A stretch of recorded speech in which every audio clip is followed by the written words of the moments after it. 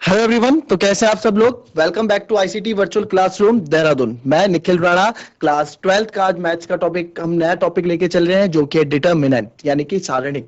ठीक है, तो आज हम डिटरमिनेंट को पढ़ेंगे, क्या डिटरमिनेंट होता है उसके बारे में हम जानेंगे और उस पर हम कुछ क्वेश्चंस लगाएंगे। तो चलिए बच्चों, अपनी क्लास शुरू करते हैं। और शुरू करने से पहले हमेशा की तरह थॉट ऑफ द डे लेके चलते हैं। तो आज का थॉट ऑफ द डे है, if you are not willing to learn, if you are not willing to learn, no one can help you. If you are not willing to learn, no one can help you. If you are determined to lean, no one can stop you. जी हाँ, अगर आपके अंदर इच्छा है, आपके अंदर दृढ़ इच्छा है, तो आपको, अगर आपके अंदर दृढ़ इच्छा ही नहीं है कुछ सीखने की, तो आपको कोई भी आपकी मदद नहीं कर सकता, कोई भी आपको कुछ नहीं सिखा सकता। But if you are determined, अगर आप जुनूनी हो, आपको किसी चीज के लिए आप तटस्थ हो कि यस आई कैन, मुझे करना है, तो no one can stop you, तो आपको कोई रोक भी नहीं सकता है। जी हाँ बच्चों, तो चलिए अपनी क्लास शुरू करते हैं और चलते हैं स्मार्ट बोर्ड की तरफ। तो बच्चों, हम क्या करने वाले हैं, डिटरमिनेंट नया चैप्टर स्टार्ट करेंगे और डिटरमिनेंट के बारे में कुछ जानेंगे। कुछ देखिए, सेम मैट्रिक्स जैसा ही है, डिटरमिनेंट भी कुछ अलग नहीं है। और determinant of matrix of order 2, same उसका ऑर्डर वैसे ही रहता है जैसे हमारा मैट्रिक्स में रहता है, सब चीजें वैसी हैं। कुछ चीजें अलग रहेंगी, वो मैं आपको बता देता हूं कि वो क्या क्या रहेंगी, और उसके बारे में एक बार जब आप जान लेंगे तो हम सीधे क्वेश्चंस करना स्टार्ट कर देंगे। क्लियर। नाउ आज हमारा जो नया चैप्टर है वो है डिटरमिनेंट।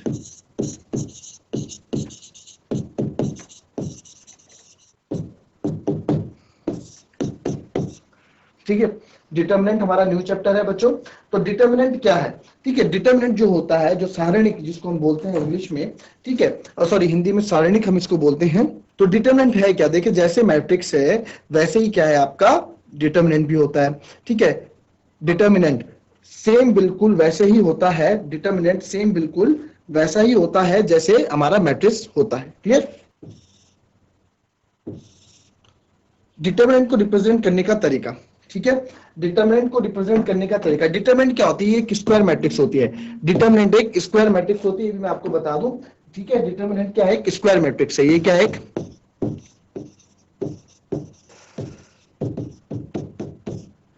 एक स्क्वायर मैट्रिक्स आपकी होगी डिटरमिनेंट। ठीक है, इसको रिप्रेजेंट करने का तरीका, इसका सिंबल जो है, सिंबल जो है, इसको रिप्रेजेंट करने का तरीका जो आपका है, सिंबल जो है, इसका सिंबल इसका रहेगा, या तो ये रहेगा डिटरमिनेंट को सिंबल आपको करने के लिए, यहाँ डिटरमिनेंट कोई मैट्रिक्स, डिटरमिनेंट मैट्रिक्स जैसे ए होती है डिटरमिनेंट ए होगा, या आपको मॉड्यूलस का साइन होगा कोई डिटरमिनेंट हमारे पास, ये तीन सिंबल से आपको डिटरमिनेंट को बताया जाएगा कि हमारे पास डिटरमिनेंट है। ठीक है, how to find the determinant, determinant को फाइंड आउट कैसे करते हैं, ये आपको ये सीखना पड़ेगा कि डिटरमिनेंट को हम निकालते कैसे हैं। क्लियर। तो डिटरमिनेंट को निकालने का तरीका बहुत सिंपल रहता है, क्रॉस मल्टीप्लाई रहता है। ठीक है, क्रॉस मल्टीप्लाई ये रहता है। कैसे होता है, how to find the determinant, ये आपको बता दूं। जैसे मेरे पास कोई ए डिटरमिनेंट है और वो है 1 2 3 4, ठीक है, ए डिटरमिनेंट है और ये है 1 2 3 4। आपको बोला भाई डिटरमिनेंट निकालो। ठीक है, तो सिंपल हमारा क्या होता है, देखिए पहले इसको सिंपल हम ऐसे समझेंगे, ए कोई डिटरमिनेंट है, A11 सेम वही ऑर्डर वही रहेगा, A12 दूसरी रो पहला कॉलम, दूसरी रो दूसरा कॉलम, सेम वही रहेगा, कुछ भी इसमें चेंजेस नहीं होंगे। बस इसमें क्रॉस मल्टीप्लाई हो जाता है बच्चों, A11 multiply by A22 minus A12 multiply by, तो ये जो हमारा फॉर्मूला बन के जो आता है, ये आता है A11 multiply by A22 minus A12 multiply by A21 रहेगा आपका मॉड्यूलस ऑफ ए या डिटरमिनेंट ऑफ ए। ठीक है, तो डिटरमिनेंट ऑफ ए हमारा ये हो गया। अच्छा, हमारे पास कोई मैट्रिक्स है अगर, ठीक है, कोई मैट्रिक्स अगर मेरे पास ए कोई मैट्रिक्स, सॉरी ए कोई डिटरमिनेंट है 1 2 3 4। क्लियर, ये हम पहले इतना नोट कर लो, फिर इसका आगे आपको बताता हूं मैं। नोट कर लो इतना, माइनस 2 इंटू 3, तो 1 इंटू 4, 4 माइनस 6 यानी कि माइनस 2, 1 इंटू 4 माइनस 2 3 जा 6, 4 इंटू 6 माइनस 2, तो ये हमारा आंसर होगा, ये डिटरमिनेंट का आंसर हो जाएगा -2। तो इस तरह के हम क्वेश्चन को करने की कोशिश करते हैं, इस तरह से हम इसको करते हैं। ठीक है, सिंपल होता है, कुछ ज्यादा इसमें नहीं होता है। क्या हमने क्या, इसकी मल्टीप्लाई क्रॉस मल्टीप्लाई, फिर माइनस इसकी मल्टीप्लाई इससे। ठीक है, अगर मैंने आपको बोल दिया कि भाई ए डिटरमिनेंट है, निकालिए 1 2 3 4 9 6, ठीक है, बोलिए डिटरमिनेंट निकालो, डिटरमिनेंट ए क्या होगा, तो मैं कहूंगा नॉट पॉसिबल। हम कहेंगे नॉट पॉसिबल, तो ये पॉसिबल नहीं है, ठीक है, नॉट। तो ये नॉट पॉसिबल, क्यों सर ये पॉसिबल क्यों नहीं है? क्योंकि डिटरमिनेंट तो हमारा क्या होता है, determinant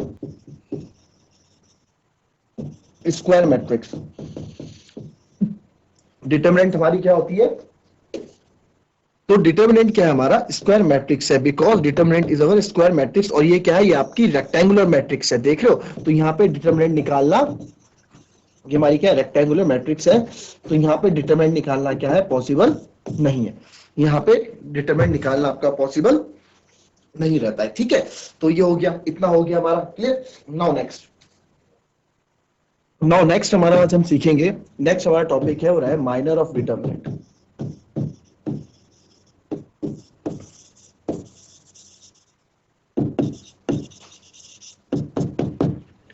minor of determinant, determinant का माइनर आपको कैसे निकालना है, ठीक है। तो डिटर्मिनेंट का माइनर हम कैसे निकालेंगे, इस चीज को आप देखें, ठीक है। माइनर मतलब क्या होता है, जैसे हमारे पास कोई मैट्रिक्स है,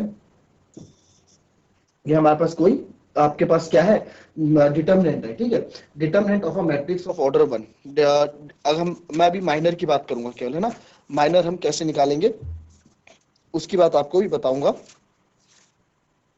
आपको मैं सब कुछ बता दूंगा, माइनर क्या होता है, कोफैक्टर क्या होता है, सारे इसी चीज में आपको सब कुछ बता दूंगा।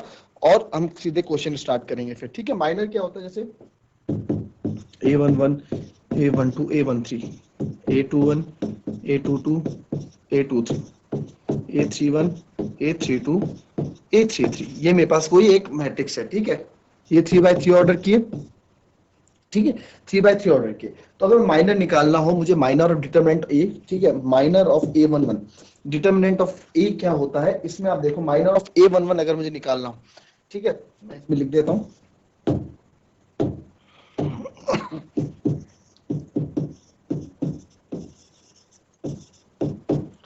ठीक है, minor of A11, minor of A11 कैसे निकालेंगे, देखिए माइनर ऑफ A11 मतलब, मेरे को माइनर ऑफ A11 आपको निकालने के लिए अगर बोलेंगे तो आप क्या करना है, A11 से जाती हुई रो और A11 से जाता हुआ कॉलम को छोड़ के जो बाकी बचेंगे वो मेरा माइनर ऑफ A11 होगा। यानी कि क्या बचा, determinant of A22, A23, A32, A33, ठीक है, ये हमारा होगा माइनर ऑफ A11। यानी कि क्या क्या मैंने इसमें आप लिख सकते हो समझाने की, समझने के लिए, A11 से जाती हुई रो और कॉलम को छोड़कर पूरा होगा माइनर ऑफ A11, ठीक है, ये पूरा होगा माइनर ऑफ A11, क्लियर। तो आप जब इसको सॉल्व करोगे तो अगेन वही आ जाएगा, इसकी मल्टीप्लाई इससे, इसकी मल्टीप्लाई इससे, तो ये हो जाएगा A22 into A33 minus A23 और A32, क्लियर। ये हम सॉल्व करके ये हमें आ जाएगा, इतना कॉपी कर ले पहले,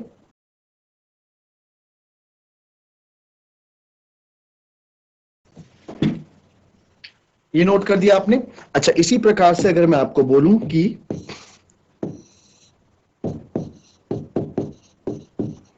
माइनर ऑफ A22 आपको निकालना है, तो A22 का माइनर अगर मैं निकालूंगा A22 का, तो A22 का माइनर कैसे निकलेगा बच्चों, A22 से जाती हुई रो, ये हो जाएगा इधर, क्या बचा मेरे पास, A11, A13,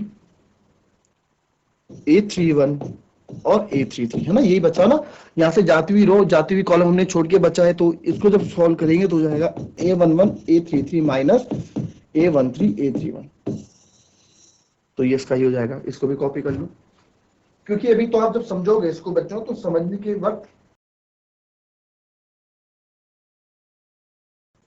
अभी तो आपको समझने में थोड़ी दिक्कत होगी, पर जब हम क्वेश्चन करेंगे, जब इसको एक्चुअली हम क्वेश्चन में लाएंगे, तो क्वेश्चन में जब आप करोगे तो बहुत ही ज्यादा आपको इसमें, तब चीजें और ज्यादा क्लियर होंगी, तब चीजें और ज्यादा क्लियर होंगी, क्लियर।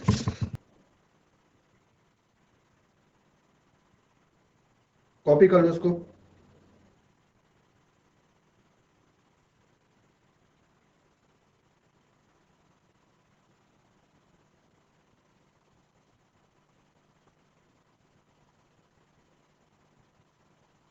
लिख लिया आपने? नाउ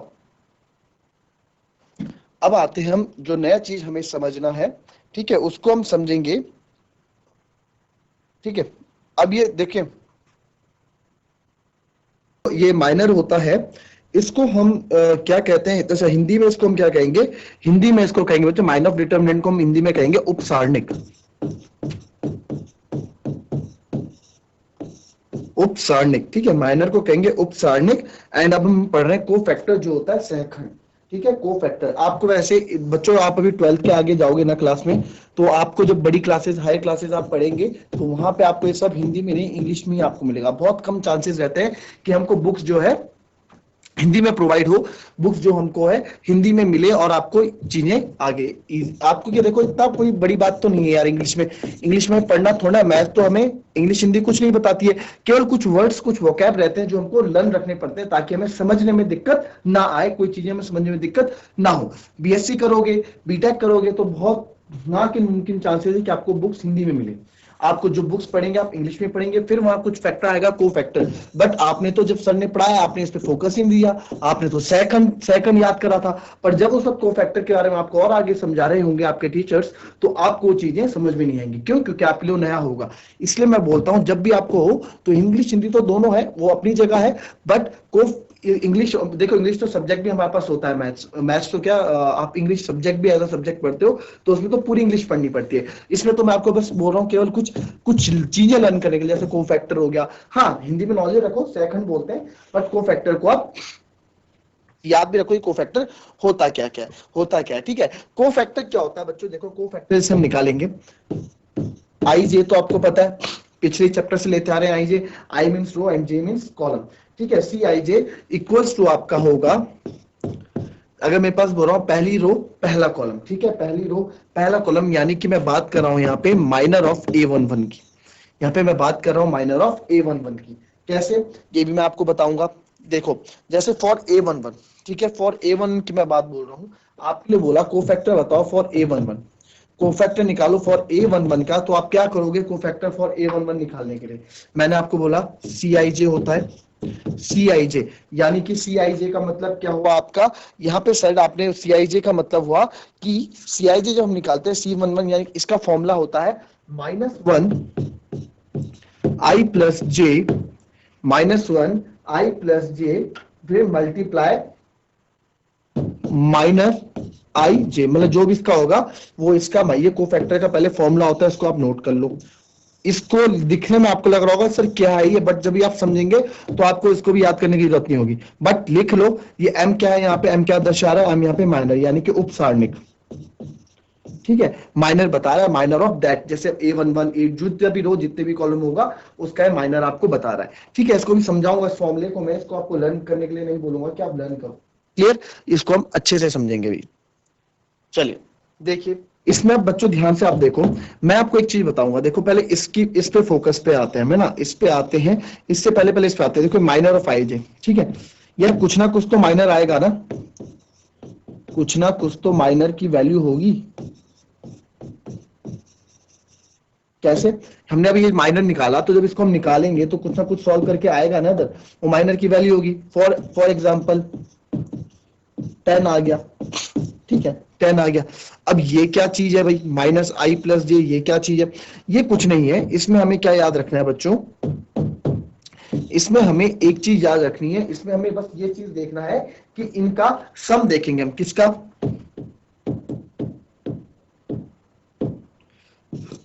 इसकी बात कर रहा हूं, प्लस इनका सम देखेंगे, इनका सम मतलब इनका योग देखेंगे। ठीक है, इनका सम या योग देखेंगे,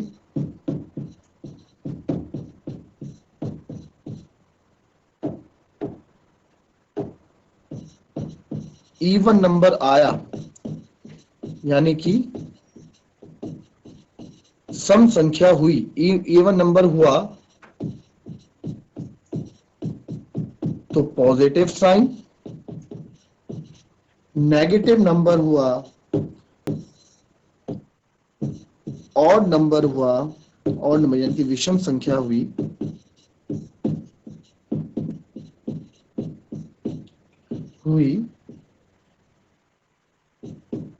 तो नेगेटिव साइन।